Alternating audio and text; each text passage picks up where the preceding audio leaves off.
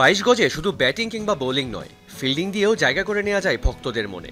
শুধু তাই নয়, নাম লেখানো যায় ইতিহাসের পাতায়। তাই তো ক্রিকেট ইতিহাসে সেরা ফিল্ডারদের নাম আসলেই যার নাম সবার আগে আসে, তিনি দক্ষিণ আফ্রিকান কিংবদন্তি জন্টি রোডস। তিনি মাঠে থাকা মানেই দেখা মিলত অসাধারণ ফিল্ডিং এর পসরা।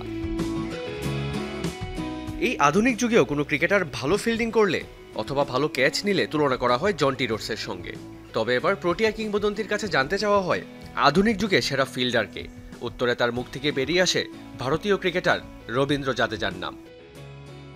দুজন ভারতীয় ক্রিকেটারকে ফিল্ডার হিসেবে আমি খুব সম্মান করি। তারা হলো সুরেশ রায়না ও রবীন্দ্র জাদেজা।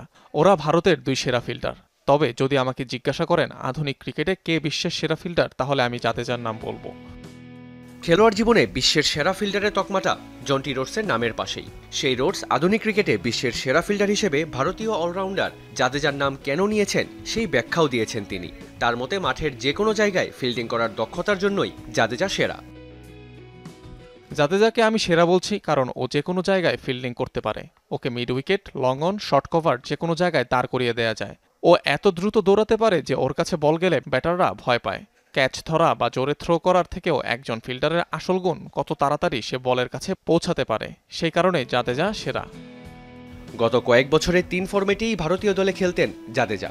ব্যাটিং বোলিংয়ের পাশাপাশি ফিল্ডিংয়ের দক্ষতার জন্যই দলের গুরুত্বপূর্ণ প্লেয়ার হয়ে উঠেছিলেন তিনি। তবে টি-20 বিশ্বকাপ জয়ের পরই আন্তর্জাতিক টি-20 থেকে অবসর নেন এই অলরাউন্ডার। মেহেদী রিয়ান, যমুনা স্পোর্টস।